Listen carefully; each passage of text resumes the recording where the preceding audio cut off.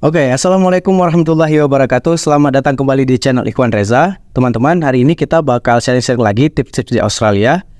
Nah, kali ini kita kedatangan tamu yang nanti kita kenalan dulu. Dan hari ini kita akan bahas bagaimana cara bikin SIM di Australia itu bisa lebih murah sampai 70%, gitu ya. Dan ini tips yang wajib kamu tahu untuk persiapan ke Australia, atau bahkan yang telat yang udah nyampe ke Australia. Info ini jangan sampai kamu lewatkan. Ya, mungkin kita kenalan dulu. Silakan lo mungkin memperkenalkan diri ke teman-teman. Ada panggilan khususnya nggak, Pak? Enggak ada sih, belum ada. Oke. Salam kenal semuanya. Nama saya Dias Adik Prasetyo, biasa dipanggil Dias. Apa tipe pengalaman? Saya baru lulus di master di Data Science di University of Sydney. Tinggal menunggu jadwal pulang aja sebetulnya. Ini diajak ngobrol-ngobrol sama Iwan. Iya, jadi beliau ini udah senior lah di Australia ya. Lebih senior daripada saya minimal ya. Dan punya ilmu atau info yang lebih luas lah gitu ya, yang lebih banyak. Terutama terkait gimana cara bikin SIM yang murah di Australia gitu. Bahkan sampai 70% Bang ya. Iya. Aku sebenarnya udah baca nih di blog Bang Dias, nanti akan ada di link di description juga. Tapi aku hari ini memposisikan diri orang yang benar-benar nggak tahu nih Bang. Biar mencoba mewakili teman-teman gitu ya, biar teman-teman relate gitu. Nah, mungkin boleh diceritakan ya Bang, kenapa harus bikin SIM lebih murah? Maksudnya emang semahal itu gitu ya? Dan apa yang bikin mahal gitu? Oke. Sebenarnya awalnya mungkin kenapa bikin SIM dulu ya? Iya. Kenapa bikin SIM pasti kan karena ya kita memang karena nyetir di sini kebetulan. Sebetulnya di sini tuh harga mobil jauh lebih murah daripada harga bayar kalau misalnya kita ada kena denda. Misalnya kita parkir nggak benar, terus melanggar peraturan di jalan dan segala macam lah. Nah, makanya maksudnya di sini mobil lama pun bisa. Dan kebetulan aku juga udah nyetir di sini tuh karena bawa keluarga juga. Jadi ketika ada kondisi-kondisi darurat atau misalnya pergi jauh, lebih efisien pakai mobil sebetulnya. Makanya itulah kami cari info juga gimana caranya kita bisa dapat SIM di sini. Cuma dengar cerita dari teman-teman yang sebelumnya juga udah pernah nyetir di sini kalau ternyata memang harganya lumayan mahal. Total tuh bisa sekitar 500 mungkin dengan buat dapat SIM setahun $500. 500 itu 5 juta ya teman-teman? Ya, sekitar 5 juta. Itu kalau misalnya lulus sekali ngambil. Oke, Semua tesnya karena ada 2 tes yang harus kita lewatin, tes tertulis dan tes praktek. Pengalaman dari teman-teman sebelum itu banyak yang kayak bahkan tes tulisnya aja 2 atau 3 kali gagal, sekali ngambil itu sekitar $50, sekitar 500.000 berarti rupiah. Terus tes menyetirnya, tes driving testnya itu ada sampai 3-4 kali, sekali ngambil itu sekitar $68, sekitar 700.000 lah. kalau dikali berkali-kali juga ya? Kali-kali ya lumayan sebetulnya. Nah, cuma karena di sini nggak bisa bribe, nggak bisa new. SIM tembak berarti nggak ada? Memang nggak bisa di sini. Susah nih. Selain kitanya yang bisa kena, petugasnya juga kena kan. Jadi ya udah cari jalur yang betul lah di sini. Berarti kalau info dari Bang Dias itu sebenarnya beli mobil itu harganya lebih murah daripada fine yang bisa kita terima gitu. Betul. Di sini kalau sering jadi jokesnya orang-orang di sini, orang kaya itu bukan yang punya mobil, tapi orang yang sering melanggar peraturan kalau nyetir. karena misalnya sekali parkir bisa sampai $300, salah parkir atau misalnya lewat dari lampu merah aja $200 sampai $300 lah, minimal sih gitu. Berarti orang kaya sebenarnya itu yang suka melanggar. Oke, berarti karena karena kebutuhan gitu ya, dan berencana tinggal lama mungkin Bang ya? Atau gimana? Ya sebetulnya karena pengen apa ya? Pengen ngikutin peraturan lah di sini. Nyetir ya udah ada surat izin mengemudinya. Jadi kalau misalnya ya sebenarnya sih selama nyetir di sini pun nggak ada yang namanya razia atau apa ya. Sih. Tapi ya siapa tahu atau apa, dan juga SIM itu merupakan salah satu license yang sangat berharga lah di sini. Yang jadi kuat kayak, gitu ya? Yang kuat. Jadi kayak misalnya kita ke Australian Post atau apapun misalnya untuk minta bukti ID, kan seringnya kita bawa paspor dan segala macam. Nah paspor tuh takutnya nanti ada hilang atau apa, itu kan sangat bahaya karena itu kan salah satu apa ya, ide sangat penting lah karena kita warga internasional. Bisa sebagai gantinya mungkin bisa punya itu juga sebagai identity kita di sini. Oke. Nah, kalau misalnya kita pengen bikin SIM nih Bang di Australia, itu apakah harus bikin SIM dulu baru beli mobil atau beli mobil dulu baru bikin SIM? Itu bisa gimana ya, dua-dua. Tapi kalau kami yang kemarin experience-nya adalah punya mobil dulu. Karena kami masih punya full driving license, yang SIM dari Indo itu sebenarnya masih bisa dipakai sampai 6 bulan. Oke. Ada waktu 6 bulan sampai bisa convert untuk di New South Wales license. Karena kita kan hitungannya bukan kita temporary resident, jadi masih ada waktu 6 bulan untuk bisa convert ke situ. Jadi sementara kita bisa pakai itu dulu SIM A kita yang dari Indo karena kan agak beda ya nyetir di Indo dengan nyetir di sini, kagok lah pasti pertama-tama tuh. Jadi biar bisa menyesuaikan dulu, enaknya sih beli mobil dulu waktu pengalaman kami kemarin. Tapi mungkin beda-beda tiap orang, bisa juga kebalikannya kalau itu. Oke, berarti ada waktu 6 bulan itu berlaku untuk yang Juni 2023 sebelumnya. Kalau yang setelah 6 Juni gimana? Setelah Juli 2023 itu Juli, ya? yang 6 bulan. Kalau yang datang sebelum Juli 2023 itu batasnya kalau nggak salah sampai Maret 2025 untuk penggantian itu ya. Tapi ya udah, maksudnya kita anggap aja ya udah. Ini kan untuk yang datang setelah Juli 2023 lah. Jadi masih ada waktu 6 bulan sebetulnya untuk konfirm. Oke, berarti yang sebelum Juli 2023 itu boleh ada batas sampai Maret 2025. Habis itu wajib ganti gitu ya. Iya. Ya.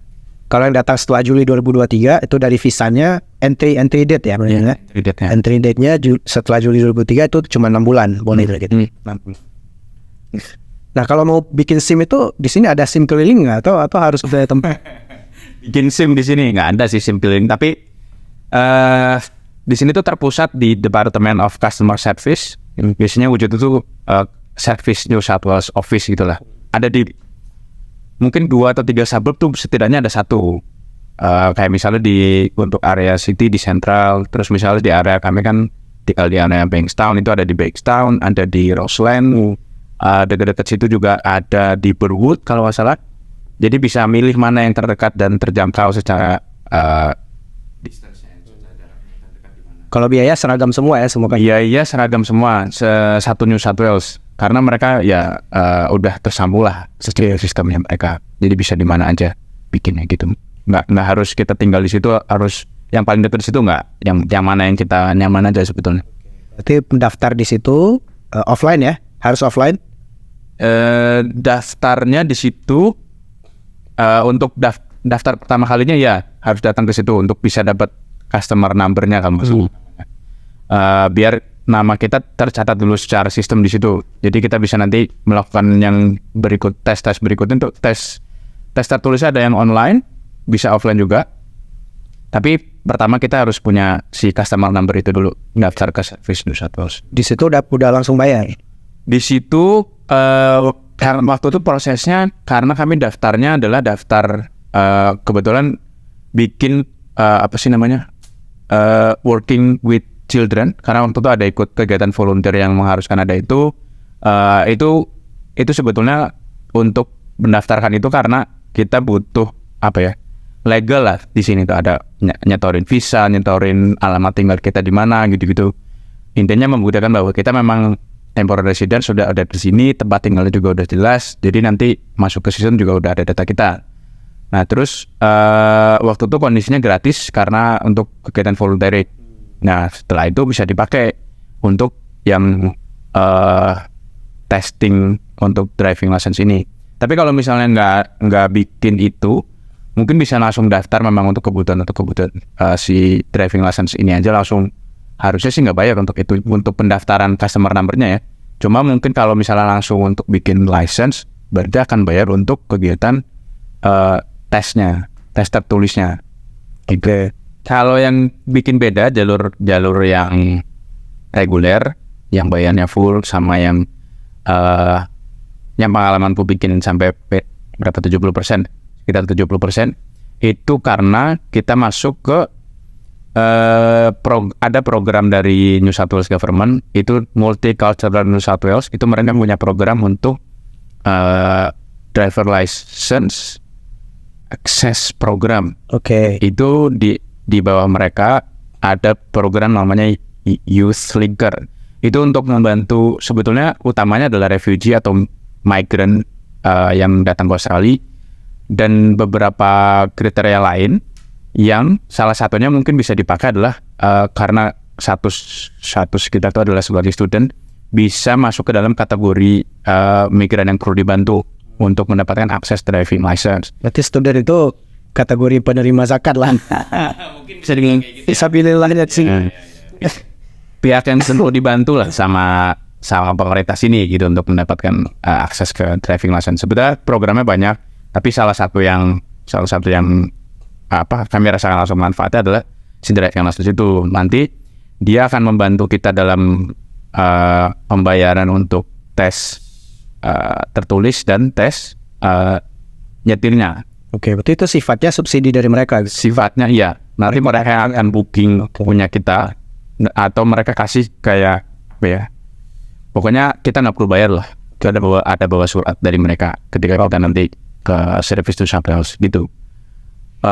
Itu nggak di semua service to South bisa. Kita waktu itu dapat informasi itu juga nggak sengaja, karena waktu itu lagi ada acara di Bankstown, terus ada petugas dari Youth Linker-nya itu Multicultural New South Wales datengin ke kita, udah punya SIM belum? Kalau belum punya bisa kami bantu, nanti kita ngobrol dulu lah gitu. Terus kita dibikin booking appointment, mereka ke tempat kantor mereka, di situ kita ngobrol-ngobrol. Memang ada kebutuhan untuk bikin driving license untuk ngantar anak sekolah, kalau misalnya, atau juga misalnya untuk kerja, misalnya ada yang butuh ya. Dia sih bilangnya kayak gitu, karena dia juga dulu berangkatnya dari seorang yang dia migrant juga kalau nggak salah, orang itu dari Afgan, dan merasa sangat terbantu dengan adanya program pemerintah. Makanya dia sangat senang lah ketika ada migran yang memang butuh dibantu, dia akan support banget. Waktu itu akhirnya kami didaftarkan ke program Youth Linker, itu ada DLAP, Driver License Access Program. Di situ kami didaftarkan untuk ikut sebagai peserta untuk program tersebut di under Jimea Community. Gitulah, mereka ada beberapa sub organisasi lagi, tapi aksesnya itu lewat mereka, aksesnya lewat si Youth Linker Multicultural NSW itu. Didaftarin itu, nah waktu itu ada pilihannya setelah dapat itu kan, setelah dapat masuk ke program itu, langkah berikutnya adalah ikut driver knowledge test, yang tes tulis. Mungkin di Indo juga kalau nggak salah sempat ada masanya rame Anda harus ikut driver knowledge test. Mungkin ada zamannya lah, ketika ganti pimpinan harus wajib itu semua, nggak bisa lagi kita jalur belakang. Di situ kita harus tes tertulis. Di situ benar-benar kita diuji lagi lah kemampuan kita mengerti aturan di jalan, terus gimana kita attitude kita di jalan seperti apa, berbagi jalanan dengan pengguna kendaraan yang lain di jalan itu seperti apa, baca rambu-rambu, mengidentifikasi adalah hazard di jalan itu seperti apa, bagaimana kita harus menyikapinya, terus ya gitu, berbagi jalan dengan kendaraan yang lain. Harusnya kita bayar sekitar 50 kalau nggak salah. Nah itu ada yang langsung tes di Service New South Wales, ada yang online. Waktu itu online, kami akhirnya ngambil online karena lebih mudah sebetulnya. Sebenarnya lebih mudahnya karena kita harus belajar dulu di situ. Ada websitenya, jadi dari mereka nanti akan dikasih website, belajar sekitar 4 jam lah. Video course gitu. Video course. Tapi ya ada interaktif gitu lah modelnya mereka. Kita ada 3 stage, lupa detailnya apa. Tapi 3 stage itu harus kita lulus semua, baru kita bisa tes yang untuk bisa dipakai itu. Real testnya gitu. Real test yang sebutannya apa? Driver knowledge test itu DKT kalau bahasa sini. Nah si DKT itu yang nanti ketika online itu kita cuman bayar ketika kita udah lulus dan mau bikin ke langkah selanjutnya. Kalau misalnya kita in person, langsung datang ke service center bisa juga. Tapi setiap kali kita sit di tes gitu, kita duduk di tes itu ngambil tes yang selama 30 menit itu, kita bayar si fee-nya itu sekitar $50 itu. Setiap ambil tes. Setiap ambil tes, mau itu gagal atau sukses ya. Untung-untung kalau sukses 50 udah sekali aja. Sukses itu kriterianya apa? 100%? Kalau nggak salah ada thresholdnya, lupa 90% atau berapa. Lupa, soalnya waktu itu aku langsung Wes. itu karena memang harus belajar di situ ya. Jadi belajar langsung habis itu dites. Makanya mungkin memorinya masih belum hilang kali ya. Soalnya kalau yang in person itu memang ya udah kita belajar sendiri, persiapkan sendiri semua, langsung duduk di situ, nggak ada pelajaran langsung lagi di situ lagi. Gitu. Jadi saranku sih kalau bisa ngambilnya online aja. Nah, jadi sekalian udah selesai dah, habis itu baru bayar untuk masuk. Itu yang dalam program DLAP itu udah gratis berarti yang itunya. Iya, kita bawa surat exemption letter nanti dari si Jimea community itu, lalu kita kasih ke petugas service center ketika kita mau ke langkah berikutnya. Dan itu bisa setiap kali nggak Bang? Bisa gagal tuh? Atau cuma sekali aja digratisin? Nah, waktu itu bilangnya sampai lulus ya. Tapi maksudnya dia juga wanti-wanti. Maksudnya janganlah bikin malu kalau udah di rekom, udah dikasih surat rekom gitu ya. Makanya sebetulnya kalau misalnya bisa online, sangat disarankan online karena online itu bisa berkali-kali ngambilnya. Retake-nya tuh bebas. Oh gitu. Itu cuma bayar kalau lulus dan bisa berlanjut ke berikutnya. Kalau yang in person itu makanya dibilang sama si abang-abang multicultural NSW itu, kalau misalnya kamu belum 3 kali lolos di latihan soal, janganlah ambil tes dulu. Jangan bikin malu gitu. Karena lumayan juga. Jadi tadi udah dapat daftar ke kantor community center, dikasih surat, ikut DKT. Habis itu? Setelah DKT. Bentar, kalau online kasih suratnya gimana Bang? Nah, itu suratnya nanti dibikin ketika langkah berikutnya. Oke. Dibikin ketika langkah berikutnya kalau yang online ya. Jadi setelah lulus kita kasih bukti kalau kita lulus ke si community-nya itu. Habis itu kita dikasih surat exemption letternya, nanti kita bilang ke service, aku udah lulus, mau langkah berikutnya untuk proses step berikutnya. Bisa ada 2 step, ada 2 opsi sebetulnya. Kalau misalnya kita udah punya si DKT itu, dikasih opsi karena kita udah punya SIM A Indonesia, udah lebih dari 5 tahun, itu kita bisa langsung apply untuk full license. Tapi kita tetap harus driving test dulu. Atau yang kedua kita apply dulu L license si learner itu, yang mana kita nanti akan jadi punya banyak limitasi lah. Kita nggak bisa nyetir sendirian dan kita ada batas kecepatannya gitu lah. Oh, secara umum itu bedanya ya kalau full dengan. Iya. Cuman waktu itu kondisinya adalah si community yang mau bayarin kita itu mensyaratkan kita harus apply si L license-nya itu dulu biar bisa dapat training untuk persiapan nyetir yang driving test itu. Makanya waktu itu akhirnya bikin L license dulu. Itu kalau nggak salah, tapi itu bayar sendiri. Kalau bikin L license-nya itu sekitar $28 pengeluaran untuk itu, $28 bikin L license. Habis itu dikasih L plate-nya gitu, nanti harus ditempel di mobil. Bentar, itu apply L license sebelum DKT tadi? Setelah Setelah kita lulus DKT baru kita bisa apply untuk L license. Oke. Jadi sebetulnya opsinya itu kita bisa langsung L license atau kita bisa langsung booking untuk driving test. Kalau misalnya kita nggak perlu kali si L license itu, tapi sebetulnya ketika driving test itu kita nyoba dan habis itu gagal, kita pun akan dapat L license juga. harus bikin license ketika gagal driving test yang pertama kali, misalnya gagal gitu, kita harus bikin license. Jadi ya udahlah langsung aja ngikutin, karena memang syaratnya kayak gitu juga kan, bikin license gitu.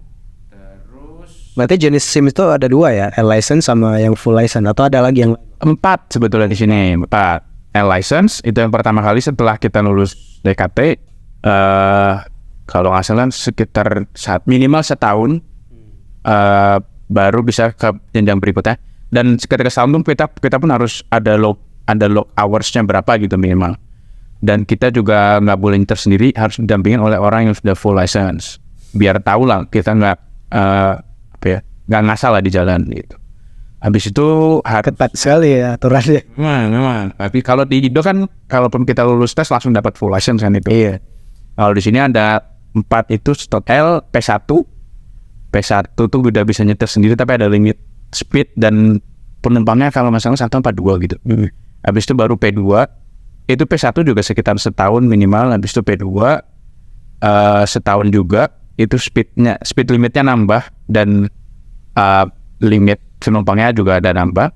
Nah setelah setahunan itu baru bisa apply untuk full license. Itu di antara P1 dan P2 itu ada tes lain, lupa, hazard perception test kan masalah. Nah cuman ya itu karena kita udah punya SIM A lebih dari 5 tahun, kita bisa langsung apply full license. Oke. Gitu. Berarti orang-orang yang S2 cuma 2 tahun ya, kalau ngikut jenjang yang keburu harus pulang baru full. Betul. Dan tetap nggak bisa nyetir juga selama di sini karena pegangnya LL, jadi harus punya teman yang full terus kan, yakin gitu. Sama aja gitu kan. Oke, tadi udah ikut tes online, terus tes driving test, punya license. license. Selanjutnya ada dan license bayar sendiri ya, demi funding gitu kan. Terus setelah itu kita dapat free, bukan nggak free juga sih, subsidi yang cukup banyak lah sebetulnya itu, karena kan sebetulnya untuk driving test juga banyak yang harus adaptasi lah cara nyetir kita biar benar-benar bisa ngikutin aturan yang ada di sini. Itu dikasih pelatihan 3 kali driving test training dengan ada lembaga dari mereka juga yang community mereka. Itu kita bayar $30 untuk 3 kali sesi, yang mana biasanya kalau misalnya kita satu kali sesi itu bisa 100. Berarti kalau yang umum sebenarnya ada juga bisa aja. Cuma 100. Betul, lembaga untuk driving school gitu kan ya di sini. Sekali latihannya sekitar 1-2 jam dan bayar sekitar $100. Nah 3 kali kan mungkin bisa sekitar 300 berarti kan. Ini bisa didapat subsidi jadi $30 aja per session. Dapat 3 kali. Itu 30 tuh ada 3 kali ya? Itu kita jadi benar-benar dicek lah, kita nyetir ada benar apa belum, terus ada tips and triknya, terus jalur yang biasanya dilewati untuk driving test itu di mana. Karena sebetulnya driving test di sini kenapa kita bisa beda di banyak tempat di service center itu, bisa ada di beberapa suburb, nggak cuma kayak misalnya kalau di Indo kayaknya pusat di Samsat yang ini, Samsat yang itu karena kita benar-benar dites untuk driving test itu benar-benar pakai mobil nyetir di jalan. Oke. Kondisi jalan sebenarnya, bukan yang kalapan gitu ya. Bukan yang kondisi yang disetting, betul. Itu benar-benar di jalan tuh kita gimana nyetirnya sih? Apakah ini udah menerapkan bahasanya tuh safety driving mode. Jadi benar-benar ya kita di jalan tuh cari aman gitu, bukan cari cepat, bukan cari ngebut-ngebutan gitu. Benar-benar kita nyampe di tujuan dan selamat gitu. Oke. Dan melaksanakan kaedah-kaedah yang wajib ditaati gitu. Betul. Nah itu 3 kali training itu ada dikasih jadwal lagi sama mereka. Waktu itu akhirnya cuma 2 kali karena udah lulus, dianggap udah bisa lah, udah bisa. Dan karena juga udah mepet waktu untuk bookingan yang driving testnya, jadi dan dia juga merasa udah bisa, ya udah akhirnya udah langsung ambil driving test. Driving test itu kalau nggak salah jam 9 pagi gitu, kalau nggak salah 9:30 lah pagi lah. Nah kita di situ harusnya bayar sekitar 68 kalau nggak salah. Nah itu juga udah dibookingin sama si community itu dan dibayarin. Kita nggak perlu bayar apa lagi, cuman kita harus bawa mobil aja. Bawa mobil yang memang udah dipasang L plate depan belakang kelihatan dengan jelas. Dan ada banyak aturan lain lah. Nanti ada di driving test handbook ada juga. Jadi pokoknya informasinya kayak tadi tuh untuk driver knowledge test itu ada juga di websitenya Service New South Wales. Untuk persiapannya materi-materi itu banyak banget tuh handbooknya, rulesnya segala macam. Terus untuk driving test juga apa yang harus dipersiapkan ada juga di situ. Pokoknya di situ ada kita harus bawa mobil, kelihatan L depan belakang, kondisi lampu sen, lampu rem berfungsi dengan normal, klakson juga dengan normal. Intinya itu. Nah waktu itu udah nyampe tuh pagi-pagi di Service New South Wales Bankstown, kami akhirnya ngambil karena memang disitulah yang ada menerima program si Youth Leader itu. Waktu kami nunggu, kalau nggak salah 4-5 orang di depanku tuh gagal semua. Wah, Gagal semua. kena mental. Makanya memang banyak hal yang harus dipersiapkan ketika kita driving test. Maksudnya kayak kita misalnya nyetir di jalan biasa kan, ketika kita belok kiri ya udah yang penting lihat spion. Padahal kan ada area yang namanya blind spot ya di sini. Jadi benar-benar ketika misalnya kita belok kiri, itu kita benar-benar harus nengok ke belakang, nengok ke area yang blind spot kita. Kita belok kanan harus nengok ke kanan, gitu-gitu. Memang harus dipersiapkan dengan betul-betul lah. Oke, itu harus sabar ya. Harus sabar dan memang harus ya fokus melihat rambu-rambu di jalan seperti apa, bisa mematuhi speed limit. Di sini kan banyak speed limit di area jalan raya berapa, jalan perumahan berapa, di area city itu berapa. Kita harus bisa patuhi itu. Terus misalnya di sini tuh yang benar-benar bikin aku kaget tuh selain shoulder check yang tadi, misalnya kita belok kanan belok kiri, itu bundaran itu di Indo kan udah hajar aja lah, mana yang kosong masuk terus ya. Pokoknya kuatan mental aja kita. Siapa masuk duluan ke Pak Haris nih? Siapa berani kita hajar terus. Nah di sini tuh salah satu metode modifikasi lalu lintas yang aku acungin jempol lah. Sangat kagum dengan adanya itu sebetulnya di sini. Kita di bundaran tuh ada aturannya. Kalau aturan tertulisnya itu siapa yang udah masuk duluan kita kasih silakan jalan, kita harus nunggu, kita harus give way. Tapi di aktualnya yang best practice-nya kita harus nunggu yang dari sisi kanan kita. Oke. Dari sisi kanan kita harus kasih jalan. Itu yang harus kita fokus kali di bundaran itu. Jadi nggak bikin macet sebetulnya, karena kita masing-masing orang udah tahu siapa yang harus jalan duluan, siapa yang harus nunggu gitu. Daripada kita nggak tahu siapa yang harus jalan duluan gitu ya. Iya. Macet gitu. Iya, itu kan jadi potensi hazardnya tinggi kalau misalnya kayak gitu. Itu yang mantap. Nah, berarti pagi itu datang dan yang lain gagal. Apa yang abang lakukan waktu itu? Iya, stres lah pasti. Stres lah, tertekan mentalnya. Waktu itu akhirnya teman ya udah Bismillah aja. Maksudnya dengan apa yang sudah dipelajari selama training kemarin. Terus juga Pulkan juga ada banyak contoh-contohnya di YouTube sebetulnya. Apa yang harus kita lakukan ketika driving test terjadi. Ya, ngapain? Tepat waktu nggak bang mulainya itu? Atau ngaret-ngaret juga? Mulainya tepat waktu. Jadi kita harus datang tuh 15 menit sebelum jadwal kita. Oke. Jadi persiapannya semuanya di situ lah. Jadi ya 9.45 tuh udah jalan sesuai dengan bookingan jadwal kita. Nah udah kita jalan di situ. Hal yang pertama harus dicek waktu rambu stop. Udah kita berhenti apa enggak.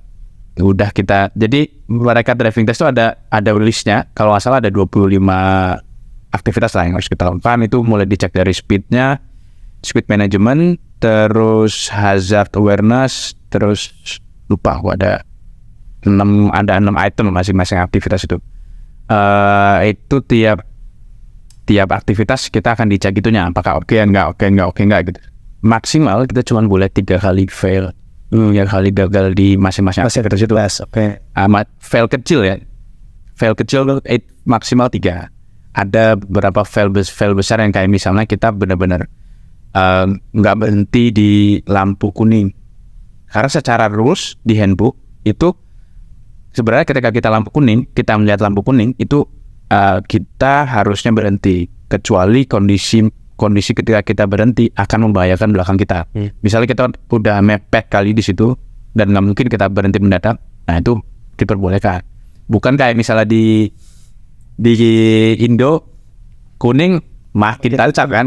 Nah di situ kayak di sini tuh aturannya kayak gitu memang. Jadi ya udah, waktu itu pokoknya pertama kali keluar dari Background Service Center tuh udah stop apa enggak. Dah kalau misalnya udah itu lewat, udah mulai kerasa lah, udah agak aman. Nanti dia kasih tahu belok kiri, belok kanan, lurus, berhenti di depan.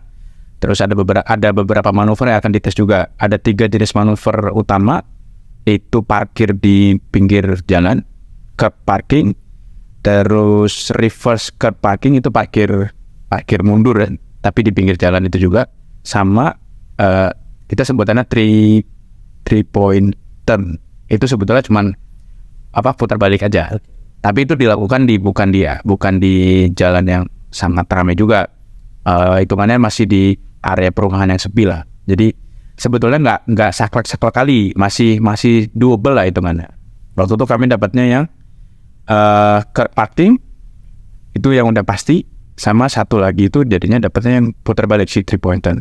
Menurutku itu lebih mudah daripada reverse parking ya. Yang parkir mundur itu waktu itu sempat nyobain beberapa kali, lumayan lebih sulit lah, tapi masih bisa double. Waktu itu akhirnya dapetin 2 itu. Terus udah sambil jalan berusaha untuk mengaplikasikan semua yang diingat, dan sambil lirik juga ke si yang ngetes itu, dia banyak kasih contoh-contoh, oh kayaknya nih lolos. Waktu itu tesnya sekitar setengah jam juga totalnya. Dan akhirnya kami balik lagi, udah sampai ke service Charles Bexel lagi, udah dikasih tahu selamat kami lulus hari ini, udah dengan kalau nggak salah 98%. Si threshold itu 90%. Oke, berarti sekali ambil langsung berhasil. Alhamdulillah. Karena kepepet juga kan, malu juga kalau misalnya nanti harus bayar, harus minta lagi ke mereka surat ini. Nah, kalau udah lulus hari itu langsung keluar SIM-nya atau gimana, Pak? Udah dapat lulus, habis itu langsung diarahkan ke petugas untuk yang bikin administrasinya lagi. Langsung di tempat ya? Langsung di tempat nanti si instructor yang ngetes kita akan ngasih dokumen-dokumen yang udah kita kasih itu ke petugasnya. Nanti dia yang akan ngurusin kita bikin SIM-nya, SIM full license kita. Bayarnya setahun tuh sekitar 70. Dan itu nggak di cover sama itu? Nah, itu nggak. Udah cukup banyak juga sebetulnya 3 mic. Nah, habis itu udah tinggal nunggu dikirim ke alamat kita. Tapi kita udah punya bukti nota itu, sambil kalau nggak salah sekitar 10 hari kerja baru nyampe si detailnya. Tapi juga kita kan punya aplikasi yang Service Nusa Plus, itu langsung ke update besokannya. Oke. Gitu. Kalau L-Blade itu langsung dicopot di hari itu? Iya. Oke. Karena kita udah punya ininya kan, udah punya si full license-nya. Oke. Nah, kalau ada yang nanya nih, ada cara lebih murah nggak? Misalnya yang training yang 100 per sesi itu nggak usah ikut lah, aku mau langsung tes aja, aku pede gitu. Bisa aja. Bisa aja ya? Bisa aja. Itu nggak ada kewajiban sebetulnya. Kita di prosedur kalau kita bikin flowchart tuh nggak ada. Oke. Cuman biar kita nggak kagok aja sebetulnya. Karena ya aku sih ngerasanya dulu waktu di Indo, asalkan kita bisa gas dan rem dan SIM ya. Kan nggak tahu aturan, baca aturan kayak gimana. Ya tapi jangan ditiru lah ya. Masa kami benar-benar tahu secara aturan nyetir yang benar, terus benar-benar ngikutin aturan ya di sini. Iya. Benar-benar ngikutin aturan sih. Oke, itu dia teman-teman. Atau ada yang mau ditambahkan Bang? Yang selain yang udah kita bahas tadi. Oke. Tadi ada satu step yang kayaknya cukup penting juga, itu untuk membuktikan bahwa kita udah memang punya SIM A lebih dari 5 tahun. Itu waktu itu disaran sama kawan juga untuk ditranslate ke KJRI. Jadi KJRI memang ada layanan untuk bikin surat keterangan terjemahan SIM. Di situ waktu itu bikinnya online aja. Nanti mereka akan kirim balik ke kita, kalau nggak salah biaya sekitar 30-an lah. 30-an itu untuk bikin surat keterangan yang legal bahwa kita udah punya SIM ini tuh lebih dari 5 tahun. Nah, kita perlu melampirkan juga SIM kita yang paling tua itu kapan. Waktu itu prosesnya kita 1 atau 2 minggu kita udah punya itu, dan SIM A itu ekuivalen dengan C driving license di sini, full license gitu. Untuk aja sih buat memperkuat bahwa kita udah 5 tahun dan kita eligible untuk bisa full license di sini. Gitu. Berarti kalau dari awal nih Bang pengen bikin license sampai dapat butuh waktu berapa lama nih? Waktu pertama daftar customer number dan seterusnya. Mungkin kasih waktu sekitar sebulan. Sebulan ya? Berarti nggak, maksudnya lumayan. Karena yang lama tuh waktu itu nunggu jadwal training dari mereka. Jadwal training yang $30 itu dapat 3 kali. Makanya sebetulnya harus menyiapkan waktu juga, karena kita nggak ada jalur lain ya. Nggak ada jalur potong kompas. Tapi kalau misalnya kita udah pede nggak usah ikut training, ya apa bisa lebih cepat itu sebetulnya. Ketika kita udah lulus ya online bikin itu sekitar, kalau yang online tes besokannya langsung kita ngecek ada yang bisa untuk training tes, ajar aja, tidak bisa aja. Itu cara percepat, cuma resikonya lebih besar. Resiko nggak lulus ya gitu. Iya, itu resiko nggak lulus dan PR lagi kan. Iya, itu dia. Iya, dan nggak murah. Oke, itu dia teman-teman cara membuat SIM lebih murah 70% di Australia. Semoga bermanfaat. Kalau ada pertanyaan nanti hubungi aja ke Instagram beliau, ada di description. Siap ya Bang untuk ini. Oke. Sudah saja. Nanti kita coba jawab sebisanya. Iya. Sampai jumpa di video selanjutnya. Assalamualaikum warahmatullahi wabarakatuh.